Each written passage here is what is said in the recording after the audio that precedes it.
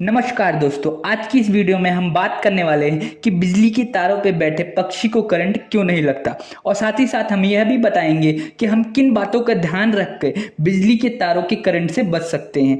तो दोस्तों, वीडियो शुरू करने से पहले मैं चाहूंगा आप मेरे इस चैनल को सब्सक्राइब कर दो ताकि मैं और भी मोटिवेट हो सकूं आप लोगों के लिए और इन्फॉर्मेटिव वीडियो बनाने के लिए। तो दोस्तों, वीडियो में आगे बढ़ते हैं।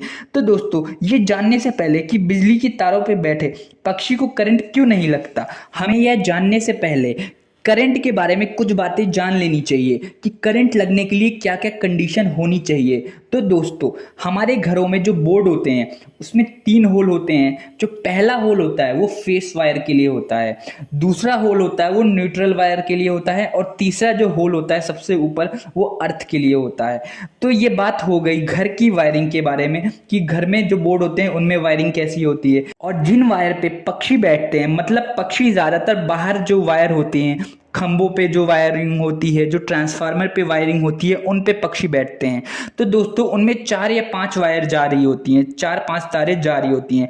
जो 3 तारें होती हैं वो फेस की होती है और एक वायर जो होती है वो न्यूट्रल की होती है। तो दोस्तों, सबसे पहले हमें यह समझ लेना चाहिए फेस वायर, न्यूट्रल वायर और अर्थ वायर का मतलब क्या होता है और इनमें डिफरेंस क्या होता है। तो दोस्तों, जो फेस वायर होता है उसका काम होता है करंट को लाना, और जो न्यूट्रल वायर होता है उसका काम होता है करंट को वापस ले जाना। और जो अर्थ वायर होती है इसका काम होता है जो लीकेज करंट होता है उसको दोबारा ग्राउंड करना, दोबारा अर्थ करना। तो दोस्तों, इन बातों को मैं एक डायग्राम के थ्रू आपको समझाता हूं। जैसे कि एक बल्ब है, ये जो बल्ब है ये हमारे घर के बोर्ड से जुड़ा हुआ है। जो पहली वायर जा रही है सबसे ऊपर वो तो फेस की वायर है, जो दूसरी वायर है वो न्यूट्रल वायर है। तो दोस्तों, बल्ब जलने के लिए क्या कंडीशन होनी चाहिए कि दोनों वायर बोर्ड में लगे होने चाहिए, तो ही ये बल्ब जलेगा। अगर फेस वायर को हम निकाल देते हैं तो क्या है, करंट फेस वायर के थ्रू आएगा नहीं। जब करंट आएगा नहीं तो जाएगा कहां से, तो ये बल्ब नहीं जलेगा।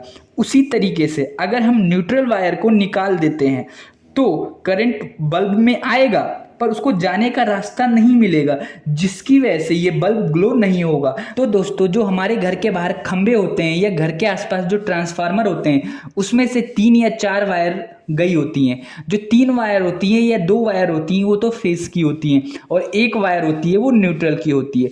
तो जब भी कोई पक्षी उन वायरों पे बैठता है तो वो किसी एक वायर पे बैठता है। जैसे कि अगर वो फेस वायर पे बैठता है तो करंट उसमें से होके गुजरेगा पर उसको वापस जाने का रास्ता नहीं मिलेगा, जिसकी वजह से पक्षी को करंट नहीं लगेगा। लेकिन अगर पक्षी फेस वायर पे बैठा है पर उसके शरीर का कोई हिस्सा न्यूट्रल वायर पे टच हो जाता है या दूसरी फेस वायर पे टच हो जाता है तो भी करंट को जाने का रास्ता मिल जाएगा। मतलब कि करंट को शॉर्टकट मिल जाएगा, पक्षी के अंदर से होते हुए दूसरी वायर में करंट को जाने का रास्ता मिल जाएगा, जिसकी वजह से पक्षी को करंट लग जाएगा।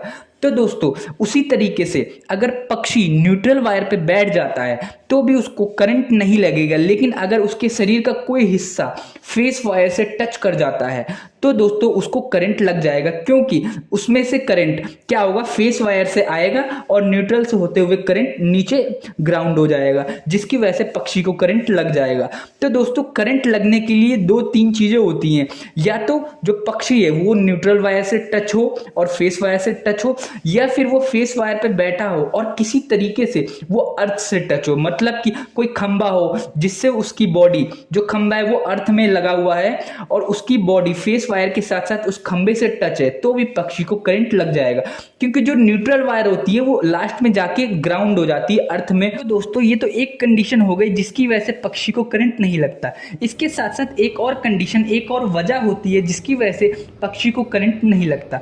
तो दोस्तों, जो पक्षी होता है या ह्यूमन बॉडी होता है उनका रेजिस्टेंस ज्यादा होता है, और जो न्यूट्रल वायर होती है जो अर्थ से जाके ग्राउंड होती है, और जो अर्थ होता है उसका रेजिस्टेंस बहुत ही कम होता है। तो जो करंट होता है वो हमेशा लोअर रेजिस्टेंस से होकर जाना पसंद करता है या छोटा रास्ता लेना पसंद करता है, जिसकी वजह से जो पक्षी है उसका रेजिस्टेंस ज्यादा है। तो जो करंट है वो पक्षी में से ना होके वो दूसरे रास्ते से जाएगा हमेशा, जिसका रेजिस्टेंस कम है। तो दोस्तों इस वजह से भी पक्षी को करंट नहीं लगता। तो दोस्तों ये तो थोड़ी टेक्निकल लैंग्वेज हो गई, आसान शब्दों में मैं बताऊं तो दोस्तों पक्षी को करंट इसलिए नहीं लगता क्योंकि वो दोनों वायर से एक साथ टच नहीं होता, जिसकी वजह से पक्षी को करंट नहीं लगता।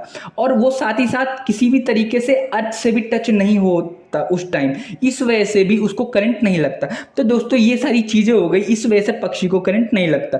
तो दोस्तों अब हम ये बात कर लेते हैं कि जो एक इंसान है या एक ह्यूमन है वो कैसे बच सकता है, उसको करंट ना लगे, किन बातों का ध्यान रखे। तो दोस्तों सबसे पहले मैं आपको ये बता दूं कि मैं कोई इलेक्ट्रीशियन नहीं हूं। जो ये सारी चीजें मैं आपको बता रहा हूं ये मैं अपनी समझ से बता रहा हूं और इंटरनेट के थ्रू जो मैंने इंफॉर्मेशन गैदर किया है उसके थ्रू बता रहा हूं। तो दोस्तों इन सब चीज़ों को आप कभी भी घर में ना ट्राई करें।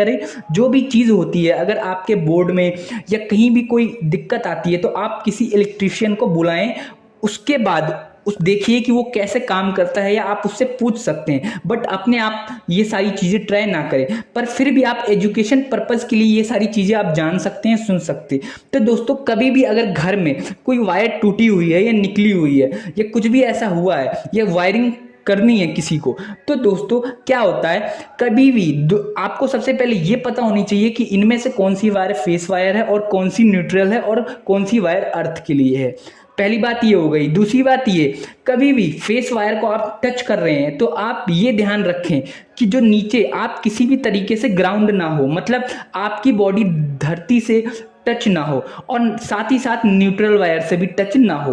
अगर आप फेस वायर को नंगे हाथों से टच कर रहे हैं और साथ ही साथ आपकी बॉडी न्यूट्रल वायर से टच है या फिर अर्थ से टच है तो आपको करंट लग जाएगा।